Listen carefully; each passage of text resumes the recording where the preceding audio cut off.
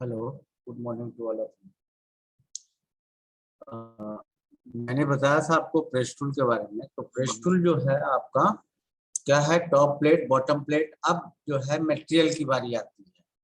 Material कौन सा use करोगे? मटेरियल जो है आपको शाइन के लिए कौन सा यूज करोगे, और टॉप प्लेट, थ्रस्ट प्लेट, और आपका पंच होल्डर प्लेट, पंच, डाई, डाई और स्टीपर प्लेट, और ये आपका गाइडवेज, और इसका सारे का मटेरियल जो है सो आप कौन सा यूज करोगे, मटेरियल क्या होगा ये।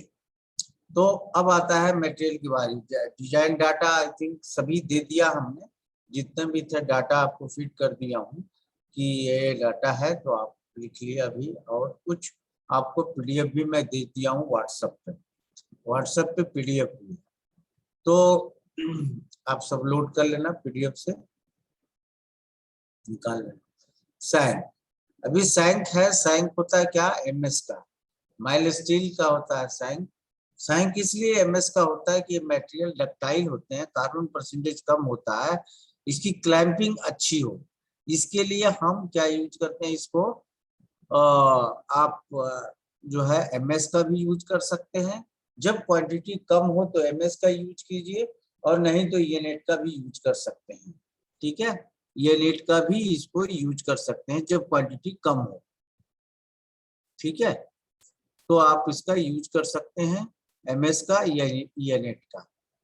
और ये भी अब टॉप प्लेट आता है।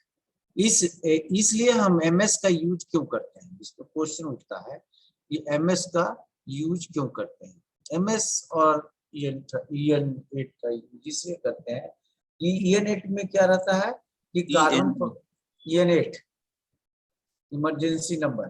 ठीक है, ईएन मतलब नंबर, ईएन, ईएन जो इमरजेंसी नंबर, ठीक है, उसका फुल फॉर्म होता है इमरजेंसी नंबर।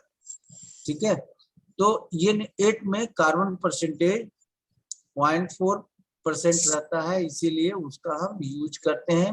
ताकि कभी कभी क्या होता है कि if your number of component is less, ठीक है, आपका डिमांड जो है कस्टमर से, कस्टमर को कस्टमर ने डिमांड किया कि हमको 25,000 कंपोनेंट चाहिए, then you have to use the MS. ठीक है, और अगर बोलता है कि 50,000 या 50,000 से अधिक कंपोनेंट हमको चाहिए, तो यू यूज द EN8,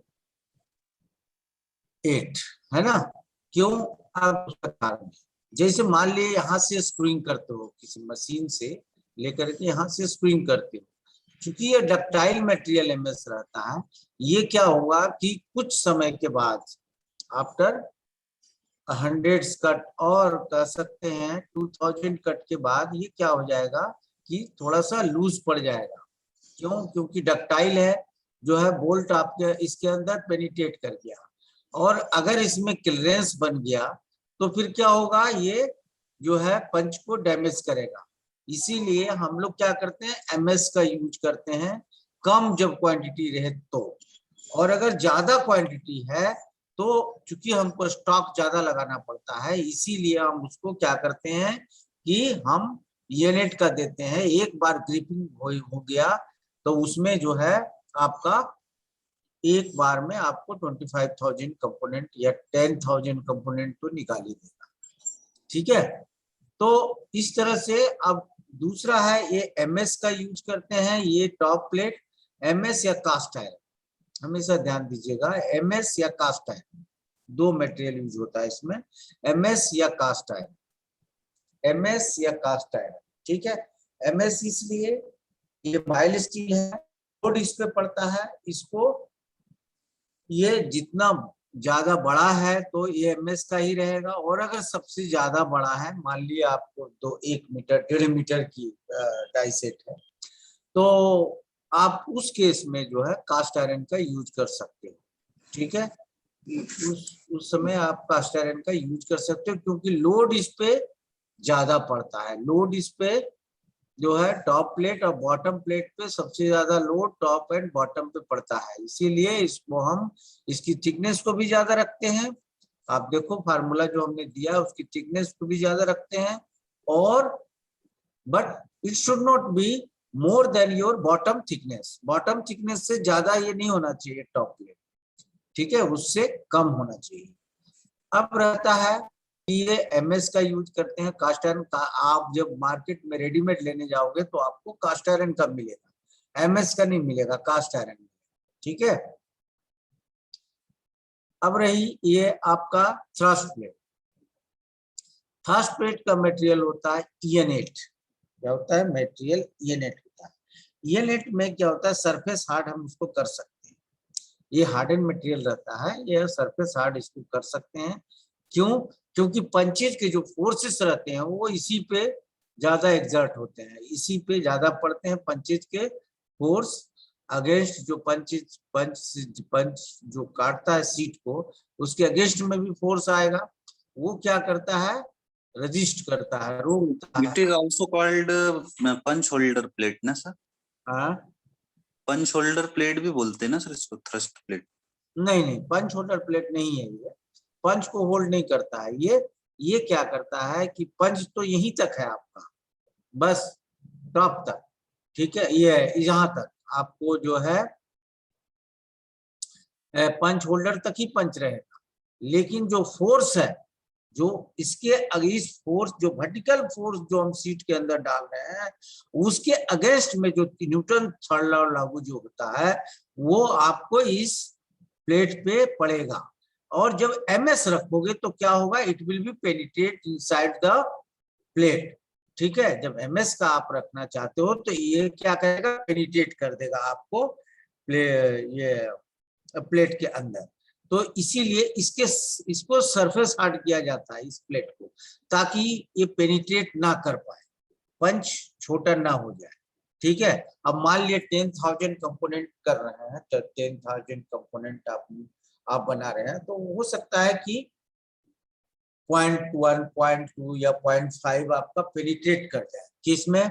तो आपका टॉप प्लेट में पेनिट्रेट कर जाए तो आपको क्या हो जाएगा? पंच की हाइट कम हो जाएगी। तो वो कम ना हो इसके लिए आपको जो है एक हार्डन प्लेट देता है यहाँ पे, जो ईएनेट का रहता है, या C40 दे दीजिए, ईएनेट भी दे सकते हैं, C40 भी दे सकते हैं, EN9 भी दे सकते हैं, but it should be surface hard, ठीक है, इट शुड बी सरफेस।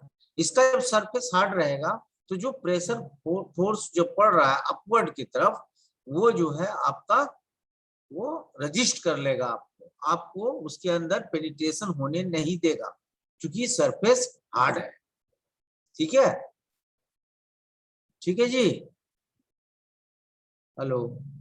हाँ सर, ओके। इसकी सरफेस हार्ड रहने के कारण ही जो है हम इसको इसमें जैसे थ्रस्ट सहने के लिए थोड़ा सा मटेरियल डक्टाइल होना ज्यादा आवश्यक होता है ना, जैसे थ्रस्ट नहीं यदि सहना है, नहीं ब्रिटल ज्यादा रहेगा तो क्रैक हो जाएगा एक बार में। नहीं, ब्रिटल नहीं रहता वो। देखो जब सरफेस हार्ड करोगे तो that will be not brittle, you अच्छा, कैन कोर बेंड द में प्लेट। हाँ, ओनली सरफेस हार्ड रहता है, इसलिए ओनली तो मैं सरफेस। बोला C40 करना है, C40 यूज करना है, जिसमें 0.4% कार्बन हो, या ये नेट मटेरियल यूज कर लीजिए, या EN9 मटेरियल यूज कर लीजिए, 1.5 ठीक है। mm की इसमें थिकनेस, जो 1.5 mm की लेयर जो रहती है वो हार्ड रहती है, अंदर हाँ, कोर जो है एक से 1.5 mm, 1 से 1.5 mm आप हार्ड रखिए, ठीक है। ओके। हाँ, ये सरफेस हार्ड ही रहेगा। दूसरा ये आता है पंच होल्डर प्लेट। पंच होल्डर प्लेट जो रहता है आपका एमएस का रहता है, जनरली एमएस का हम रखते हैं। और एमएस का रखने से क्या होगा? इसमें जो पंच को हम ये जो टॉलरेंस देते हैं वो देते हैं माइनस में। जब भी जैसे होल बनाया हमने इसके अंदर, तो वो होल जो है माइनस में रहेगा, 10 माइक्रोन माइनस में रहेगा, 5 माइक्रोन माइनस में रहेगा ये होल। और ये प्रिसाइज होल रहता है इसमें, तभी तो जो है प्रिसाइज होल रहने के कारण जो है क्या होगा? इसमें प्रेस फिट होंगे, उसमें ट्रांजिशन फीड होगा, इंटरफेरेंस फीड नहीं होगा, ट्रांजिशन फीड होगा। ठीक है, ट्रांजिशन फीड होगा, हमेशा याद रखिए। इंटरफेरेंस फीड वहां नहीं यूज किया जाता है जहां पे हम निकाल ना पाए। ठीक है, इंटरफेरेंस ट्रांजिशन फीड जहां पे हम निकाल पाए उसको, इजी प्रेशर से पंच को निकाल पाए, वैसी जगह पे हम उसको ट्रांजिशन फीड देते हैं। दूसरी बात कि ये हमेशा जो है थोड़ा टाइट फिट रहेगा, ऐसा नहीं कि आपको डाल दिया और स्लाइड फिट मत कीजिएगा। स्लाइड फिट करने से क्या होगा, जब ये सीट कटिंग होगी तो आपको टिल्ट कर जाएगा। ठीक है, जिधर भी आपको 0.1 मान लिया आपने 0.2 का क्लियरेंस दिया तो ये क्या होगा, टिल्ट हो जाएगा पंच। पंच जब टिल्ट होगा तो एक साइड, एक कॉर्नर पोर्शन, पंच के कॉर्नर पोर्शन में प्रेशर ज्यादा लगेगा। ठीक है, प्रेशर ज्यादा लगेगा और डैमेज जल्दी होगा। ठीक है, it will be quickly damage. ठीक है, तो आपको ये जो है, आपको मैंने बता दिया कि ये जो है आपको प्रेस फिट रहेगा। इसमें आपका पंच होल्डर में, इसीलिए इसको हम डक्टाइल मटेरियल देते हैं, डक्टाइल मटेरियल रखते हैं, एमएसपी। ठीक है, एमएसपी में क्या रहता है कि जब आप उसको प्रेस फिट करेंगे तो आपको जो है ये मटेरियल साइड से आपको पकड़ लेगा। ठीक है, तो इसका सर एमएस किसका रखेंगे, ये इसका पंच होल्डर प्लेट। Shoulder plate. ठीक है, ठीक है जी, क्लियर है? ठीक है सर। ये जो है आपका जो थर्ड नंबर, ये फोर्थ नंबर जो आया है वो स्टीपर प्लेट है। स्टीपर प्लेट में आप जो है देखिए, स्टीपर प्लेट की जो थिकनेस होती है वो पता ही है कि स्टीपर प्लेट का क्या यूज है। स्टीपर प्लेट का जब यूज पता है तो इसका हम लोग क्या रखते हैं कि थोड़ा सा ऐसा मटेरियल जो अप्रोक्सीमेट हार्ड हो। ठीक है, अप्रोक्सीमेट हार्ड हो मींस इसको भी सरफेस हार्डन करते हैं। ठीक है, स्टीपर मटेरियल को भी सरफेस हार्डनिंग करते हैं। क्यों नहीं भी कर सकते हैं, जब आपकी क्वांटिटी कम है तो मत कीजिए।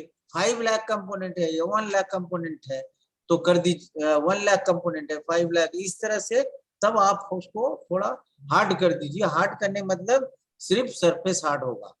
ठीक है, या 30 हार्डनेस रखिए, 35 हार्डनेस रखिए इसकी, अगर हार्डनेस ही रखनी है तो 35 हार्डनेस रखिए, it will be run smoothly. ठीक है, 35 टू 40 हार्डनेस।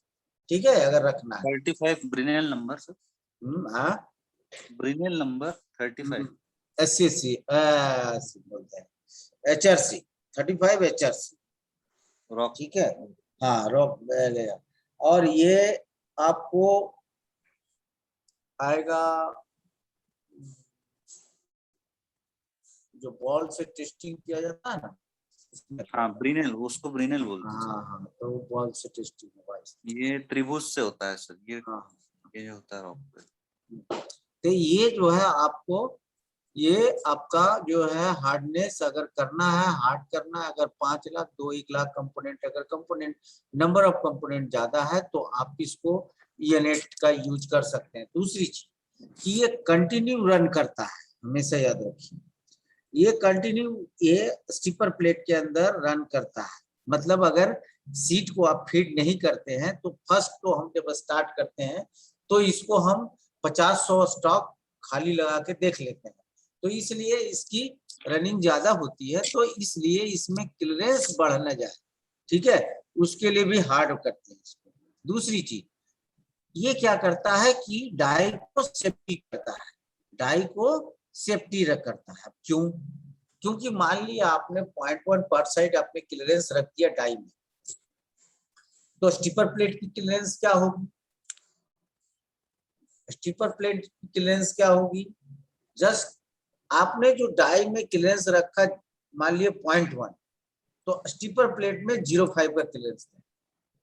ठीक है, पर साइड 0.5 कर दें, चूंकि आपका डाई प्लेट में क्या है 0.1 का क्लियरेंस है, तो आपको स्टिपर प्लेट में आपको कितना देना पड़ेगा 0.5 का क्लियरेंस है।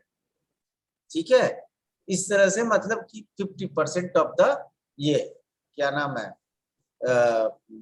डाई प्लेट के लिए। ठीक है, तो ऐसा रखेंगे तो क्या होगा, तो ये सेफ्टी रखेगा आपको, ये सेफ्टी रखेगा, ये जो है आपको डाई प्लेट को सेफ रखेगा। क्यों सेफ रखेगा, क्योंकि इसकी क्लियरेंस को हमने कम कर दिया। ठीक है, ओके सर। तो ये चीज हमेशा ध्यान रखेंगे कि थोड़ा सा इसकी क्लियरेंस को डाई प्लेट से कम रखेंगे, जिससे कि आपका मटेरियल पे, मान लिए कि आपका पिलर जो है जब जब चलता है कंटिन्यू प्रेस, तो समझ में नहीं आता कि कब जो है क्या कंपोनेंट को जब तक हम चेक नहीं करते हैं तब तक हमको ये समझ में नहीं आता है कि पंचेज हमारे खराब हो गए कि सही है। ठीक है, या ब्लंट हो गए कि क्या, जब तक हम कंपोनेंट को चेक नहीं करते। ठीक है, तो हर सेफ्टी के दृष्टिकोण से इसको जो है सो जस्ट इसकी क्लियरेंस से इसकी क्लियरेंस को कम करते हैं। मींस अगर आपने सपोज ब्लैंकिंग काट रहे, आप कहोगे कि सर मैं ब्लैंकिंग काट रहा हूं, तो पंच की साइज आपने क्या रखा है, पंच की साइज आपने क्या रखा है, क्योंकि क्लियरेंस किस में चला जाएगा, पंच में जाएगा। तो पंच में जाएगा तो पंच से क्या करें, 0.2 पर साइड क्लियरेंस दे दें, 0.2 पर साइड क्लियरेंस दे दें। ठीक है, 0.2 पर साइड क्लियरेंस दे दें, किसमें, आप स्टिपर प्लेट।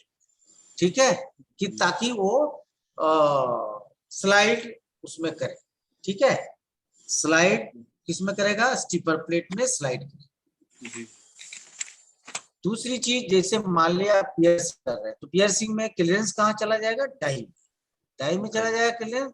तो पंच की जो साइज होती है, पंच ही मूवमेंट कर रहा है इसके अंदर, सिर्फ और सिर्फ पंच मूवमेंट कर रहा है, तो पंच की साइज से आप जो है सो इसको 0.2 या 0.3 बड़ा करें पर साइड। ठीक है, तो आपका जो है स्मूथली रन करेगा इसमें डाई में, और आपका टिल्ट नहीं करेगा। मान लिए बाय द वे आपको क्या होता है कि जैसे आप रनिंग का प्रोग्रेसिव टूल है, प्रोग्रेसिव टूल में क्या है जी, एक स्टेशन के बाद दूसरे स्टेशन के बाद तीसरे चौथी स्टेशन, इस तरह से साइमल्टेनियसली कट वो ऑपरेशन रहते हैं। ठीक है, स्टेशन में अलग अलग ऑपरेशन रहते हैं, तो उसमें क्या रहता है कि कभी कभी कटने के बाद एक आध चिप्स जो है, सीट का ही एक आध चिप्स ऊपर की तरफ आ जाता है, मतलब सीट के ऊपर आ जाता है, समझे। और जब सीट के ऊपर आ जाता है, चूंकि गैप कितना है 3x t के बराबर। ठीक है, जो गाइडवेज की गैप कितनी है, 3x t के बराबर है गाइडवेज की जो गैप है, मतलब ये गैप ये आपको 3x t के बराबर है। जब ये 3x t के बराबर है, तो सीट थिकनेस के ऊपर जो है आपका, मान लीजिए कोई चिप्स आ गया, तो क्या होगा, आपको पंच टिल्ट होने के चांसेस हैं। तो पंच को टिल्ट ना होने दे। अब पंच को कौन टिल्ट नहीं होने देगा, आपका स्टिपर को। ठीक है, वो पंच को टिल्ट नहीं होने देगा, और 0.2 में आपने अपने क्लियरेंस रखा है पर साइड, तो आपको किसी तरह का कोई भी प्रॉब्लम नहीं आएगा। ठीक है जी, क्लियर, यहां तक क्लियर है। अब आता है ये गाइडवेज। गाइडवेज में क्या रहता है कि दोनों साइड एक स्ट्रिप रहता है, दोनों साइड लगा हुआ 9 mm 3 mm 4 mm जो भी रहे सीट थिकनेस के अनुसार से। अब उसमें क्या रहता है, उसको भी हम हार्ड करते हैं, वो भी सरफेस हार्ड होगा, हमेशा याद रखिएगा। वो भी 30 to 35 HRC वो भी हार्ड होंगे। वो भी C40 का बनता है, C40 मटेरियल का बना सकते हैं, या आप यूनिट का बना सकते हैं। ठीक है, जो भी बनाना आपको बना लीजिए, लेकिन उसकी हार्डनेस 30 to 35 या 30 to 40 रखिए, जिससे क्या होगा कि आपका जो आपका पास हो रहा है इसके अंदर जो है ये क्या होता है कि दोनों गाइडवेज के अंदर, क्योंकि दो गाइडवेज हैं, एक इधर है एक इधर है, दोनों गाइडवेज के अंदर सीट को हम उसके अंदर पास करते हैं, तो ये क्या रहता है कि फ्रिक्शन से, मान लिए 1 लाख कंपोनेंट निकालना है, तो फ्रिक्शन से ये मटेरियल साइड का रिमूव हो जाता है, इनका जो है अगर आप एमएस रखेंगे तो साइड का रिमूव हो जाएगा, इसीलिए इसको भी हम सरफेस हार्ड करते हैं। ठीक है जी, इसको भी हम सरफेस हार्ड करते हैं या 35-30 HRC करते हैं। तीसरा आता है ये डाई प्लेट। डाई प्लेट तो आपको पता ही है कि D2 का या D3 का, अगर आप जो है ड्रॉ डाई यूज कर रहे हैं, ड्रॉ डाई में या बेंडिंग यूज कर रहे हैं तो आप D3 का यूज कीजिए, इसका यूज ना कीजिए D2 का। ठीक है, D2 का सिर्फ कटिंग में यूज होता है। ठीक है, D2 के लिए कटिंग कटिंग के लिए D2 मटेरियल यूज होता है। ठीक है, तो कटिंग के लिए, हाँ कटिंग मतलब कि जैसे ब्लैंकिंग, पियर्सिंग और स्लॉटिंग, जहां भी है जो ऑपरेशन सिर्फ कटिंग ऑपरेशन हो रहा है, तो उसके लिए हम लोग D2 मटेरियल का यूज करते हैं। ठीक है, अब उसके मैंने भी बोला था कि मैं उसका आपको दे दूंगा, क्या आपको क्या क्या एलिमेंट्स उसके अंदर रहता है D2 मटेरियल में, SCCR मटेरियल में। और ये तो आपको भी पहले मटेरियल समझ लो आप, ये SCCR मटेरियल का मटेरियल यूज होता है इसके लिए, इसको हार्डनेस रखा जाता है, जैसे आप इसको हार्ड करते हो आप, ये ब्लैंकिंग, पियर्सिंग और किसी तरह की कटिंग ऑपरेशन के लिए अगर हार्ड करते हो तो ये 58 HRC तक चले जाऊंगा। ठीक है, 58 HRC या 60 HRC, 58 to 60 HRC तक आप जा सकते हो। और जहां आपको ड्रॉ आई रहे तो आप जो है 54 to 58 तक जा सकते, 58 भी मत जाओ, 56 तक जाओ, 54 to 56 तक जाना। ठीक है, ड्रॉ डाई के लिए मैं आपको बता दे रहा हूँ ताकि आपको परेशानी कल को ना हो। अब रहा बॉटम प्लेट। बॉटम प्लेट या तो कास्ट आयरन का होता है या तो माइल्ड स्टील का होता है, दो में से एक। ठीक है, माइल्ड स्टील या कास्ट आयरन दोनों हो सकते हैं। ठीक है जी, तो हमने मटेरियल आपका यूज बता दिया, मटेरियल जो है कौन कौन सा मटेरियल किस पार्ट के लिए यूज किया जाता है। दूसरा होता है guide pillar and guide bush. जो guide pillar and guide bush होता है वो आपका EN31 गाइड पिलर यूज कीजिएगा तो उसमें बेनिफिट क्या है, देखिए OHNS का भी गाइड पिलर यूज कर सकते हैं और EN31 का भी गाइड पिलर यूज कर सकते हैं। EN31 में क्या होगा कि जब टूट जाएगा आप, ये जब मान लिए डिसबैलेंस हो गया upper half and lower half, disbalance हो गया means the friction is more in the pillar. ठीक है, तो उस केस में क्या होगा कि पिलर को क्या बना देगा, खुरदरा। तो इसीलिए उसको सॉफ्ट नहीं रखा जाता, इट शुड बी हार्ड। तो ये आपको पिलर OHNS का भी रख सकते हैं, आप EN31 का भी रख सकते हैं। EN31 में क्या रहता है, what is difference between EN31 and EN8? है जी, EN8 और EN31 में क्या डिफरेंस है? सो सेल्फ लुब्रिकेशन भी रहता है ना EN31? नहीं, किसने बोल दिया, किसने बोल दिया जी? EN8 और EN31, what is difference between EN31 and EN8? ये बुश की बात कर रहे हैं ना सर, बुश जो नहीं, लगाएंगे। बुश की हम बात नहीं कर रहे, मटेरियल की बात कर रहे।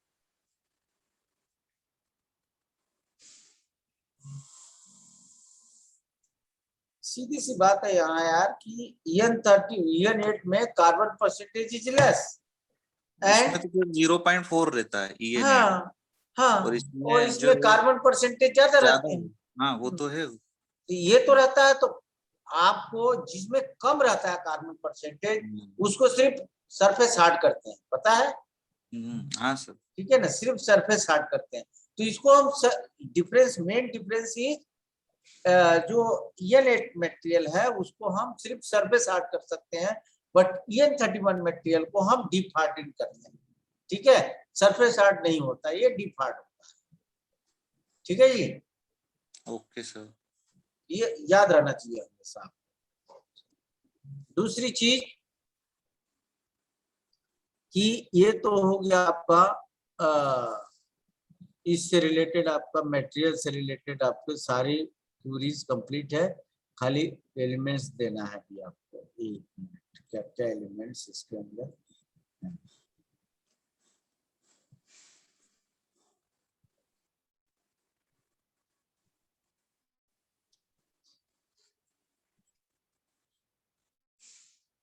हाँ, ये भी बताया था D3 में जो मटेरियल है, देखो D3 का जो मटेरियल है, D3 ड्रॉ डाई के लिए यूज होता है, क्योंकि उसमें इसलिए कि वो ड्रॉ डाई क्या रहता है कि इसमें थोड़ा सा मतलब कि प्रेशर ज्यादा एक्सर्ट करता है। दूसरी बात कि इसमें कटिंग जो है नहीं हो सकता। अगर आप कटिंग करते हो D3 मटेरियल में तो क्या हो जाएगा, कहीं भी ये कभी भी और कहीं भी ये ब्रेक कर सकता है। ब्रेक मतलब कि थोड़ा सा क्या होगा, जैसे शीशे को हम तोड़ते हैं तो क्या होता है जी, एकदम मतलब ये बारीक हो जाता है ना। तो इसको भी अगर इस पर आप इस पर यदि फोर्स डालोगे, तो ज्यादा कटिंग फोर्स डालोगे तो ये कटिंग इसमें जो है, एक एलिमेंट ऐसा होता है कि जो ऐड रहता है D3 मटेरियल में और D2 मटेरियल में ऐड नहीं होता है, जिसके कारण से इसमें जो है आपको सिर्फ प्रेशर ज्यादा ले सकता है इस ये मटेरियल D3 मटेरियल, लेकिन कटिंग नहीं हो सकता। ठीक है, तो कटिंग भी हो सकता है, ऐसा भी अगर ऐसा सिचुएशन आ जाए कटिंग और नॉन कटिंग दोनों एक साथ बनानी, ठीक है, तो उसकी जगह पे आप जो है सो D2 मटेरियल ले लें, D3 मटेरियल ना लें। जैसे मैंने बोला ना आपको, जो दिया था मैंने आपको डेफिनेशन दिया था कि कॉम्बिनेशन डाई में क्या दिया था जी, कटिंग और non cutting in a single station दिया था ना। तो अगर ऐसा सिचुएशन आ जाए तब आप यूज कीजिए कौन सा, आपको D2 मटेरियल। लेकिन अगर सिर्फ ड्रॉ डाई करनी है तो आप उसके लिए D3 मटेरियल ही यूज कीजिए। सर कंपोजिशन क्या है इनके? ये देखिए कार्बन, कंपोज क्रोमियम, दे रहा मैग्नीशियम। हूँ, दे रहा हूँ। ये देखिए EN31 के जो कंपोजिशन है, carbon percentage, manganese, silicon, chromium, tungsten, molybdenum, vanadium. ठीक है, तो ये है उसके ये, तो ये है आपको देखिए EN31 में 0.95% टू 1.1% कार्बन रहता है। तो कार्बन परसेंटेज इज मोर, ठीक है, तो जिसके कारण से ये डीप हार्ड होगा। ठीक है, तो डीप हार्ड होगा और वो EN8 मटेरियल में क्या रहता है, 0.4% कार्बन रहता है, जिसकी वजह से आपको वो सरफेस हार्ड ही उसको कर सकते हैं। ठीक है, दूसरी चीज कार्बोराइजिंग भी नहीं करें उसको, जो है सिर्फ सरफेस हार्ड करें। ठीक है, कार्बोराइजिंग ऑलरेडी कार्बन परसेंटेज है उतना कि वो सिर्फ हार्ड सरफेस हार्ड कर सकता है। ठीक है, फ्लेम हार्डनिंग कैसे कैसे करते हो तुम लोग। फिर मैग्नीज, ये देखिए ये आपको Mn कितना कितना है, 0.25% टू 0.5%, ये मैग्नीज में। फिर आपका सिलिकॉन, सिलिकॉन भी आ गया 0.55 टू 0.45, ये मैंने आपको इसमें नहीं दिया है PDF फाइल में। ठीक है, ये कृपया करके नोट कर लें। और आपका क्रोमियम, क्रोमियम कहता है 0.09 टू 0.2, 0.09 टू 0.20। ठीक है, ये आपका 0.20, ये जो आपको क्रोमियम परसेंटेज है। इसलिए आप देखोगे EN31 को जब टर्निंग करते हो तो ये शाइनिंग देता है ना, ये थोड़ा शाइनिंग देता है। EN8 से ज्यादा शाइनिंग आपको मिलेगा किसमें, EN31 में। ठीक है, तो इसी क्योंकि क्रोमियम परसेंटेज ज्यादा है, सबकी कुछ ना कुछ खूबी है, ऐसा नहीं। अब ये आपको मान लिए ये क्या है, ट्रांसटेंट, तो ये ट्रांसटेंट में क्या ये 0.5 टू नहीं, सिर्फ 0.5% है। तो 0.5% ट्रांसटेंट है, मोलिब्डेनम 0 है, वेनाडियम 0 है। ये ट्रांसटेंट ये सब क्या है जी? एलोइंग एलिमेंट्स, ठीक है। ट्रांसटेंट, वेनाडियम, मोलिब्डेनम, ये सब क्या है आपको? सिलिकॉन, ये सब क्या है? ये सब एलोइंग एलिमेंट्स हैं, ठीक है। अब D2 मटेरियल, ये देखिए D2 SC OHNS, OHNS oil hardness non shrinkage. जब पिलर की बात आती है तो पिलर को हम लोग EN31 में बनाते हैं, ठीक है। EN31 में बनाने से क्या हो रहता है? पंच विल बी ऑलवेज सेम, या EN353 का बनाए या EN31 का बनाए तो सेफ रहता है। लेकिन OHNS में भी हम बनाते हैं, if it is the quantity is less then you can use the OHNS material। OHNS material क्या करता है कि ये it keeps the shape of the press tool, तो प्रेस टूल को सेफ रखता है। क्यों रखता है? ये बेंड हो जाएगा लेकिन टूटेगा नहीं। ये क्या करता है? टूट करके सीधा जो है आपको ये सीधा ब्रेक कर जाएगा EN31।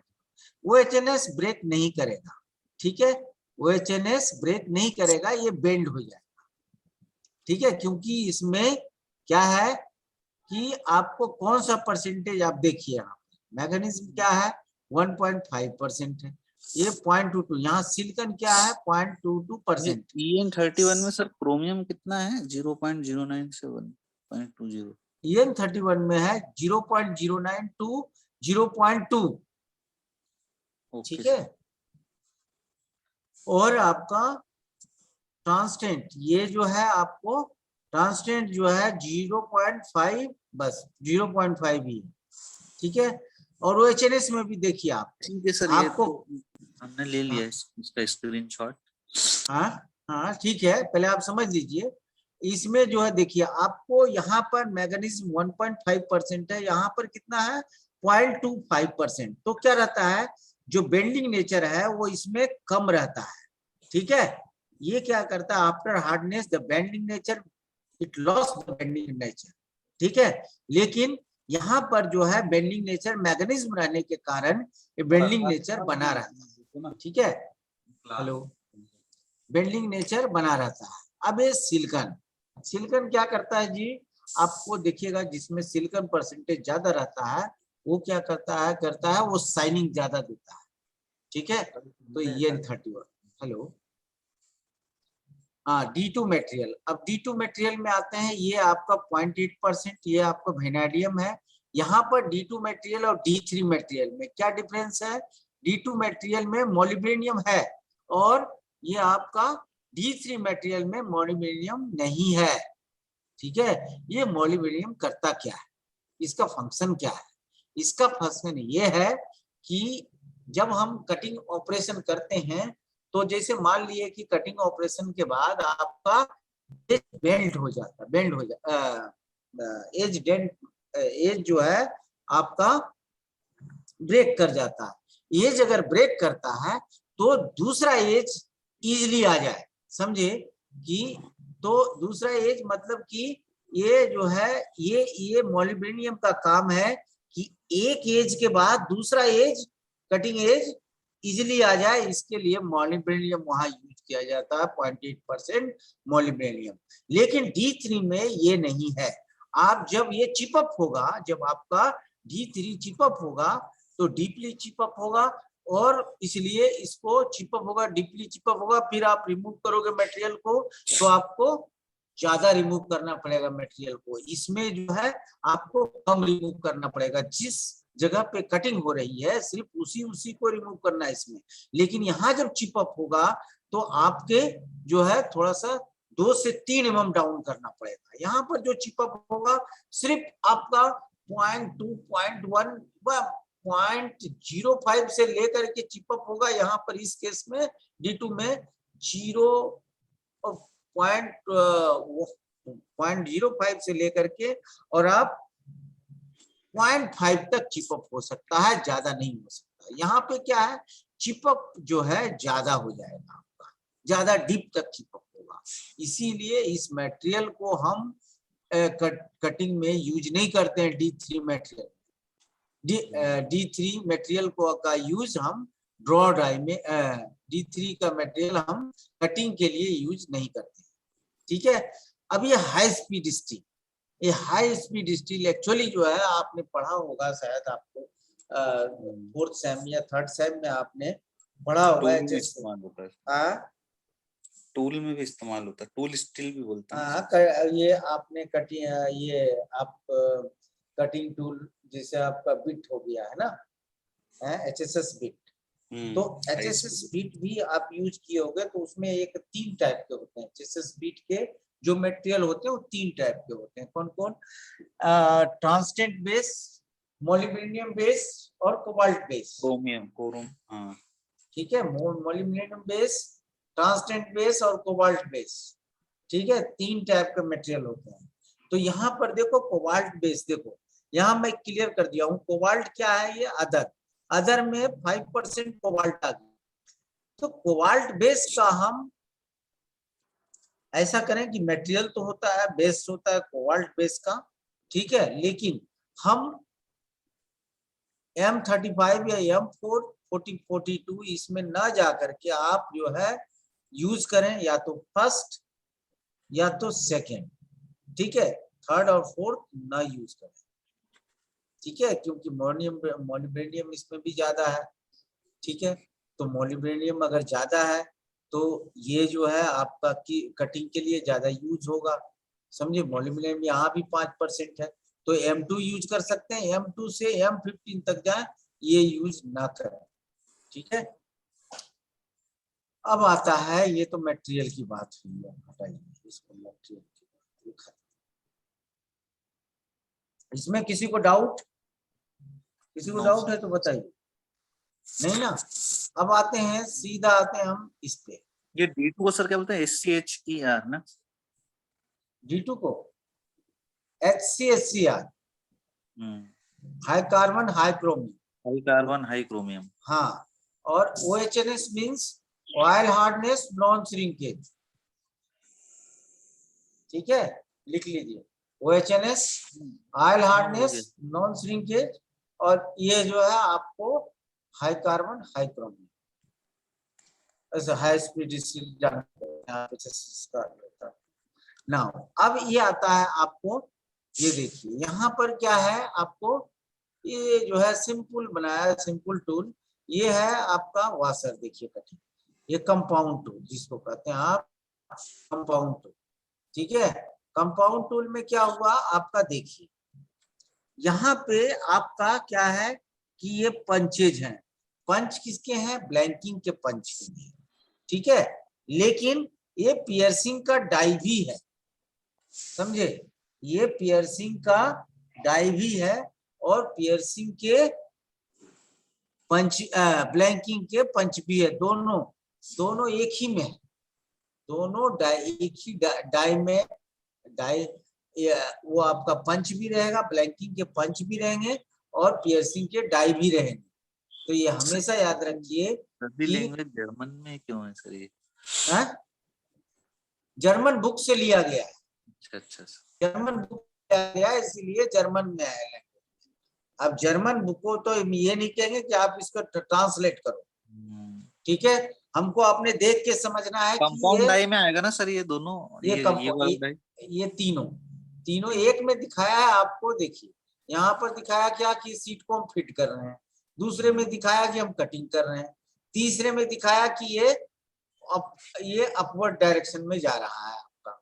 ठीक है, तो ये दिखाया है क्या, इसमें सीट को हमने फिट किया, फिट करने के बाद क्या हुआ कि ऊपर से पंचे जाते हैं। इसमें देखिए आपको हम क्या बोलते हैं कि ब्लैंकिंग में पंच में क्लियरेंस देना चाहिए, तो ब्लैंकिंग में कहाँ क्लियरेंस दिया? पंच में। ठीक है, ये ब्लैंक हो। अब हम लोग कहते हैं पियर्सिंग में डाई में क्लियरेंस देना चाहिए, तो ये नीचे वाला डाई हो गया। तो बर किधर रहेगा? नीचे रहेगा ना जी। पियर्सिंग के केस में क्या रहेगा? पियर्सिंग और ब्लैंकिंग के केस में इसमें दोनों में ही बर जो है डाउनवर्ड डायरेक्शन में रहेगा, नीचे के डायरेक्शन में रहेगा कि नहीं? एक साइड बर रहेगा। लेकिन जहां हम प्रोग्रेसिव टूल का यूज करते हैं वहां पे हम 2 साइड हमको मिलता है। एक अपर साइड और लोअर साइड। कंपोनेंट के अपर साइड में भी बर होता है, कंपोनेंट के लोअर साइड में भी बर होता है। ठीक है, तो इसमें क्या होता है, वन साइडेड बर होते हैं। इससे हम इजी देख के समझ जाते हैं कि आखिर ये कंपोनेंट कंपाउंड डाई में बना है या प्रोग्रेसिव डाई में बना है। इसको हम देख के ही समझते हैं, कंपोनेंट को देख कर। कंपोनेंट के एज को, जो कटिंग एज है, उसको देख के हम समझ सकते हैं कि आखिर ये प्रोग्रेसिव में बना है या कंपाउंड में बना है। ठीक है जी, क्लियर है यहाँ तक? जी सर। इसमें सर ये जो दो पंच हैं, तो ये नीचे से ऊपर की तरफ मूवमेंट करेंगे, मतलब कटिंग एक्शन कैसा हो रहा है सर इसके अंदर, ये समझ। ये डाई है आपका, ये डाई है, ठीक है जी। ये ब्लैंकिंग के लिए डाई है, ये ब्लैंकिंग के लिए डाई है, और ये ब्लैंकिंग के लिए पंच है। तो जब यहाँ स्प्रिंग लोडेड है, देखिए यहाँ पर स्प्रिंग लोडेड है, तो स्प्रिंग लोड में क्या होगा कि डाई जब प्रेशर डालेगी तो क्या होगा, आपका ये पंच डाई के अंदर पेनिट्रेट कर जाएगा। ठीक है, डाई के अंदर चला दिया तो आपका ब्लैंकिंग हो गया। पियर्सिंग सेम चीज, पियर्सिंग क्या है, पियर्सिंग पंच ये ऊपर में है, तो ये क्या हो, ब्लैंकिंग पंच नीचे है ना? हाँ वही तो मैं बता रहा हूँ, क्या बता रहा हूँ इतना देर से। ब्लैंकिंग पंच नीचे है और पियर्सिंग पंच ऊपर है। हाँ, उसी तरह से ब्लैंकिंग डाई ऊपर है और पियर्सिंग पंच बीच में ऊपर। तो इस तरह से है, उसमें ये पंच है, ये पंच है, और इसका ये डाई है, ये डाई है, और इसका ये पंच है ना। तो इस तरह से है। इसको हम इस साइड में ऐसे ना बना करके हम दूसरी साइड तरीके से बना सकते हैं। ठीक है, जैसा भी आपको इच्छा हो, दिया हुआ है किताब में, अगर वैसा अगर बनाना चाहते हैं तो बना सकते हैं। मैंने दिया है आपको पीडीएफ में, ऑलरेडी मैंने दे दिया है ना। अब ये आता है दूसरा, तीसरा जो है आपका ये, ठीक है, ये है क्या चीज, cutting and non cutting in a single station. Blanking भी कट गया और आपका ड्रॉ भी हो गया, ब्लैंकिंग भी हो गया और ड्रॉ भी हो गया। ठीक है, कॉम्बिनेशन डाई। तो जो कॉम्बिनेशन डाई होगा इसमें cutting and non cutting in single station जो है, आपको ये क्या है आपको मैं बता देता हूँ। यहाँ पे क्या हुआ कि कटिंग हो गया, ये हो गया क्या चीज, ये आपको स्प्रिंग लोडेड है ना जी। ये देखिए ये स्प्रिंग लोडेड, ठीक है, ये स्प्रिंग लोडेड। तो जब स्प्रिंग लोडेड है ये क्या हुआ, डाउनवर्ड डायरेक्शन में गया। देखिए ये नीचे की तरफ, जब नीचे की तरफ आएगा तो पंच ये क्या करेगा, ये जो एज है ये यहाँ पे काट देगा। ठीक है, ये डाई है, ठीक है, ब्लैंकिंग डाई। ये जो है ब्लैंकिंग डाई लिखा हुआ है, ये ब्लैंकिंग डाई, ये ब्लैंकिंग डाई है, डबल है, और ये है बॉटम शू आपका, ये बॉटम शू है इतना बड़ा। उसके बाद नीचे एक हेलिकल स्प्रिंग रहता है, ये देखिए एक स्प्रिंग है, यहाँ भी एक प्लेट है, ऐसे ये प्लेट है। तो क्या करेगा कि जब आप यहाँ पर इस बुश पे अगर प्रेशर डालोगे, तो इस बुश पे प्रेशर डालने के बाद तो क्या होगा, ये जो पंच है देखो आप इसका,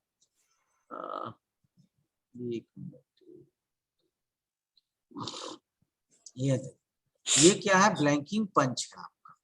ठीक है, क्लियर है आपको, ये ब्लैंकिंग पंच क्लियर है कि नहीं, बोलो क्लियर है ब्लैंकिंग पंच?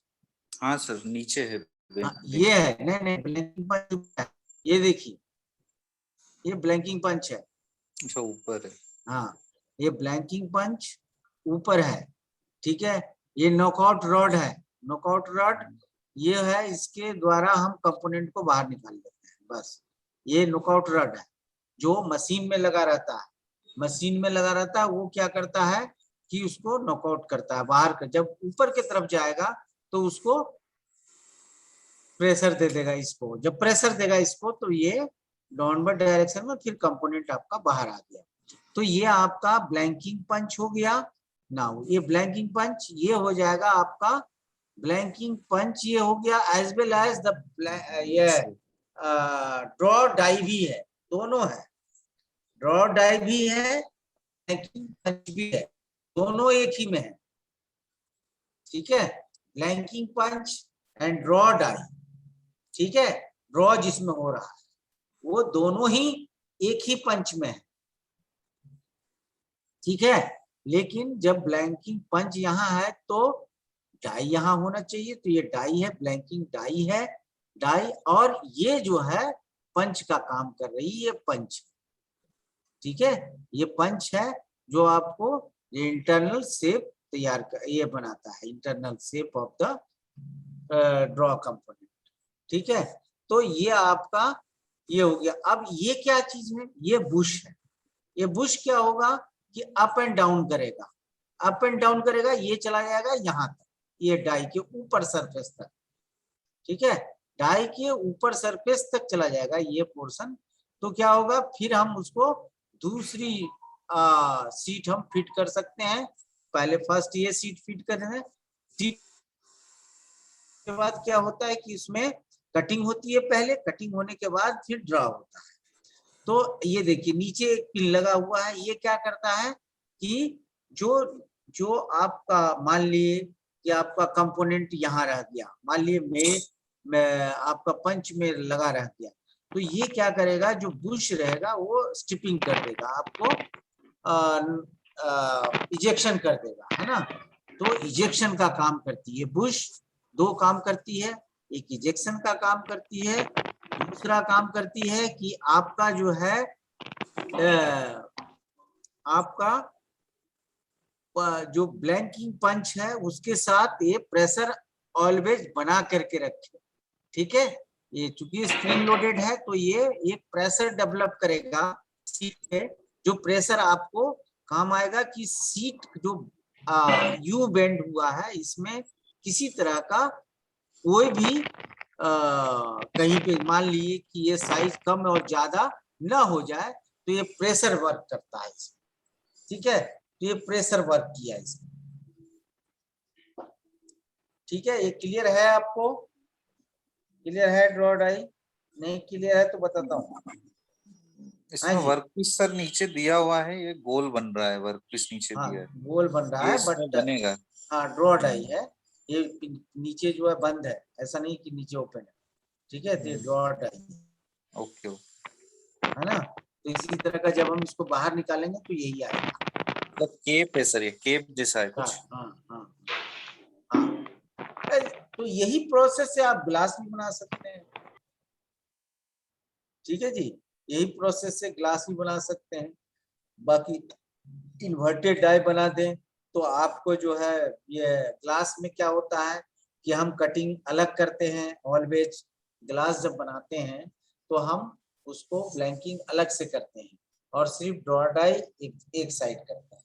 तो उसमें होता क्या है कि इसमें सर ड्रॉअर डाई कहाँ पर, जैसे ब्लैंकिंग डाई तो दे रखे, ड्रॉ डाई मैंने क्या बोला, आप लोग सुनते क्या हो, ये बोलो ये क्या है, ड्रॉ डाई है ना ये वाला, देखिए इसमें रेडियस है, यहाँ पे रेडियस जी है। तो ये ब्लैंक का काम किया, ये एज क्या करेगा, ये एज जो है ब्लैंकिंग कर देगा और ये एज उसको ड्रा कर देगा, समझ गए ना। ये जो है ऊपर जो है आपको ये लूज फिट रहता है, ये टाइट फिट नहीं रहता है, लूज फिट रहता है।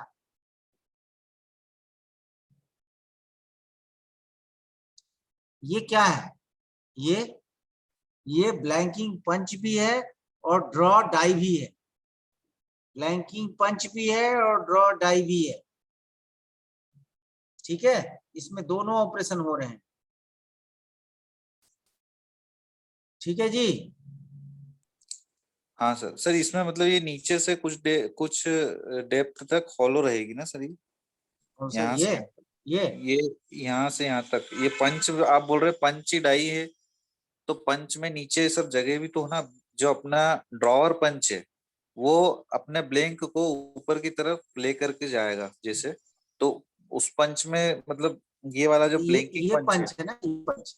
हाँ ड्रॉवर पंच ये नीचे वाला। हाँ ये वाला, हाँ। हाँ तो ये मतलब ऊपर वाले पंच जो है वो ब्लैंकिंग पंच वही डाई का काम कर रहा है, ड्रॉवर ये डाई का। ये हाँ दोनों, ये जो हाँ। ये है, ये आपका जो हम्म, सेक्शन किया हुआ है, ये हम्म, आपका ड्रॉ का भी काम कर रहा है, और ये जो साइड जो किनारे वाला पोर्शन है वो कटिंग का भी काम कर रहा हम्म। है। ये ठीक है जी। ठीक है सर, यहाँ से यहाँ तक जो है ये हॉलो रहेगा ना पंच भी, हाँ, तभी तो वो अंदर ले जाएगा उसको। यहाँ से यहाँ तक हॉलो रहेगा बस। हम्म। ठीक है, यहाँ से यहाँ तक होलो रहेगा। और जब ये क्या है, ये बुश है। बुश क्या करता है कि ये देखो यहाँ पर क्या है कि जो गलती किया है क्या कि ये Bush always it guides the, ये इसको जो है डाई प्लेट में गाइड करना चाहिए। ये देखो यहाँ पर टूट गया है यहाँ, तो वो गलत है, वो चीज नहीं होना चाहिए। ठीक है, ये इसके अंदर लगा ही रहना चाहिए कुछ कम से कम 2 से 3 mm। तभी तो फिर सिलाई, फिर मान लिया आपने टॉप हाफ को ऊपर लिया, टॉप हाफ को जब ऊपर लोगे तो फिर ये तुरंत ऊपर चला जाए ताकि यहाँ पर न रुक जाए। ठीक है, क्योंकि ये स्प्रिंग लोडेड है, तो थोड़ी सी गलती किया है उसने। ये इट शुड बी 2 और 3 mm in the die section. ठीक है, ब्लैंकिंग डाई सेक्शन, तो उसमें रहना चाहिए 3 mm एटलीस्ट बूस्ट। ठीक है जी। ठीक है। अब ये हो गया ड्रॉ डाई। अब ये ड्रॉ डाई का मैंने बताया था आपको, ये देखिए आपका, जल्दी खत्म करते हैं।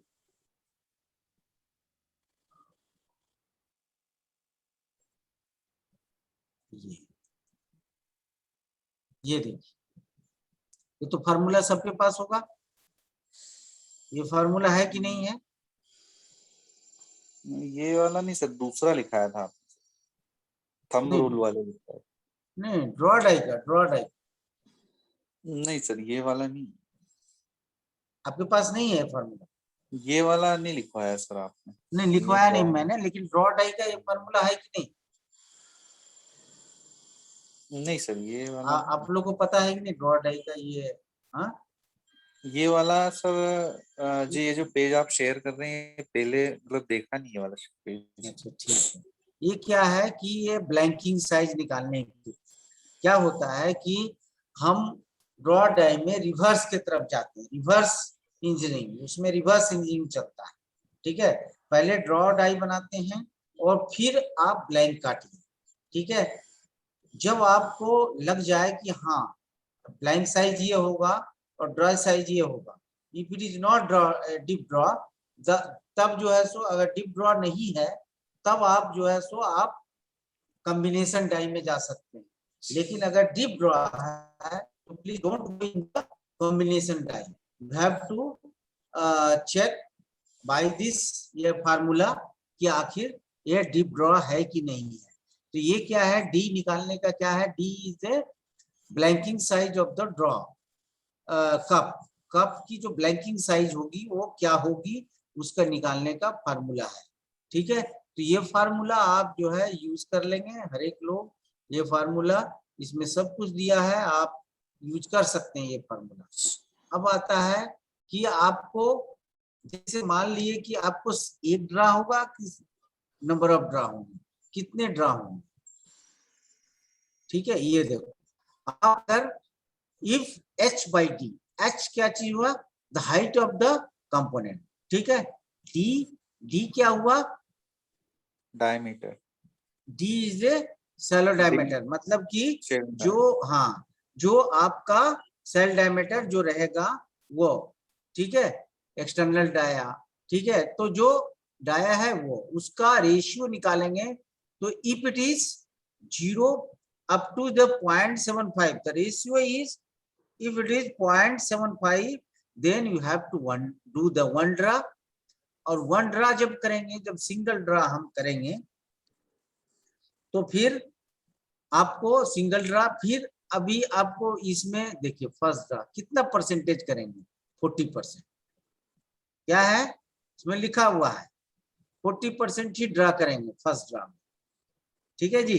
फिर यहाँ पर देखिए 0.75 टू 1.5 आता है अगर रेशियो, तब आपको 2 ड्रा होंगे, और if the ratio is more than 1.5 to 3 mm, ठीक है, तो 3 ड्रा करें, उसमें 3 ड्रा होगा, जिसमें 3 ड्रा में क्लियर कर दिया है, एक में मतलब आप सीधी हाँ, सी बात ये है सर, मतलब ज्यादा मोटी शीट होगी तो नहीं उसका डाया भी बढ़ नहीं जाएगा, नहीं तो नहीं मतलब नहीं ज्यादा नहीं, ज्यादा ड्रॉ करना पड़ेगा अरे उसको। नहीं जी, जैसे आपको ग्लास देखे हैं, हम्म। ग्लास की हाइट क्या होती है, ज्यादा होती है, कप साइज से ज्यादा होती है ना, आउटर डाया से ग्लास की हाइट क्या होती है जी, ज्यादा हम्म। होती है। हम्म। तो उसकी बात मैं कर कि अगर आप ग्लास बनाना चाहते हैं या डीप ड्रॉ करना चाहते हैं, तो आपको नंबर ऑफ ड्रॉ आपको चेंज करनी पड़ेगी, नंबर ऑफ डाई चेंज करना पड़ेगा, समझे ना।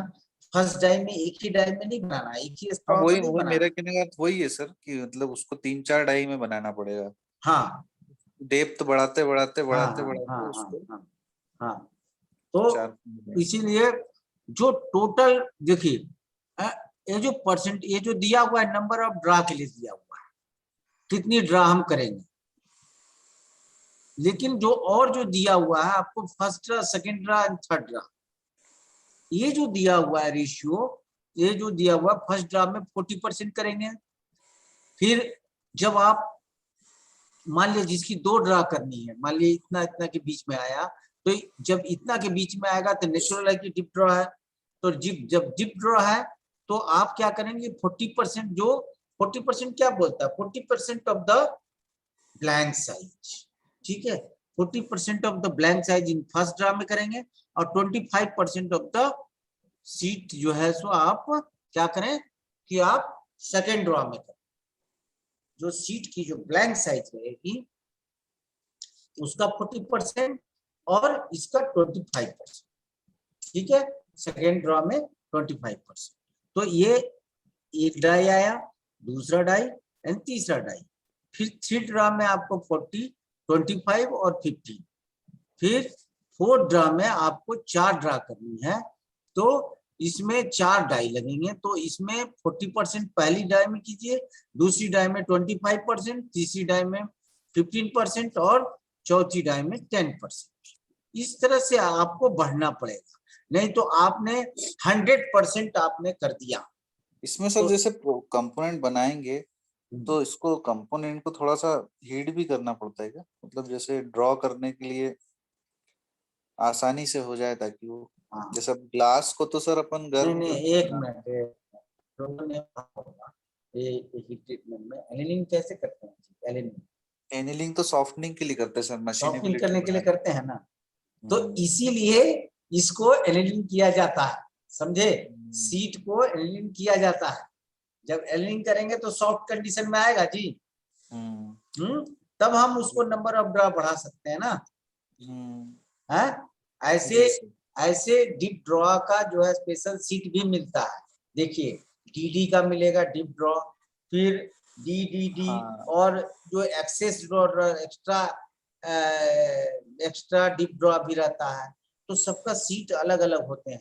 तो सर ग्लास के लिए सर, जैसे ग्लास तो गर्म होके ही बनता है, बिना उसके तो बन ही नहीं सकता बिना गर्म हो तो। अब ग्लास में आ गए, तो ग्लास तो गर्म होके ही बनेगा, तो उसको क्या है कि हीट के पिघला करके उसको हम लोग क्या करते हैं, सेमी सॉलिड में ले आते हैं, सेमी सॉलिड में रख देते हैं उस पर, और उसका जो ये है डाई और पंच उसके थ्रू हम ड्रा कर देते हैं।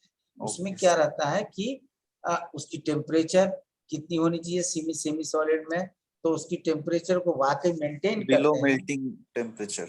बिलो मेल्टिंग टेम्परेचर, मेल्टिंग हो गया तो क्या मतलब, फिर तो हम्म। वो तो फिर कोई मतलब नहीं है ना, फिर उसको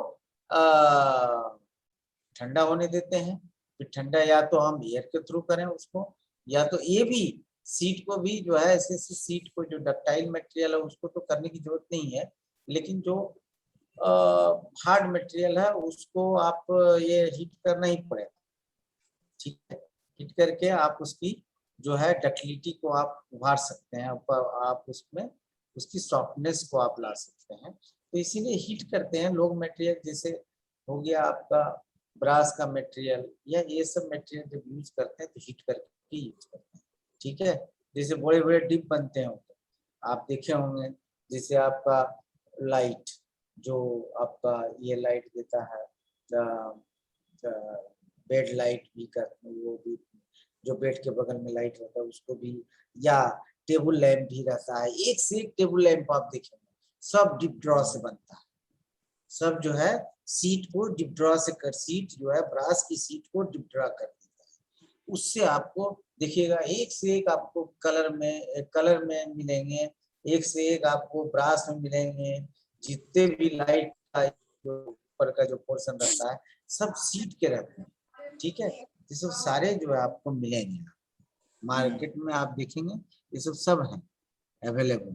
तो बनाते कैसे हैं, ऐसे ही बनाते हैं। ठीक है जी, और ठीक। बताइए। चलिए, आपका और कोई क्यूरी है तो बता दीजिए। नहीं सर, धन्यवाद सर कोर्स के लिए सर। और कुछ क्वेरी होगा तो सर हम पर्सनल कॉल कर सकते हैं ना सर? हाँ, पर्सनल तो होगा होगा सबके फोन नंबर। जी सर।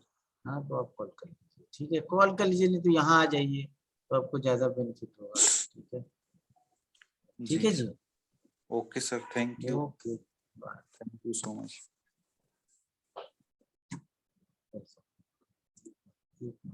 रुको, हाँ चलो चलो।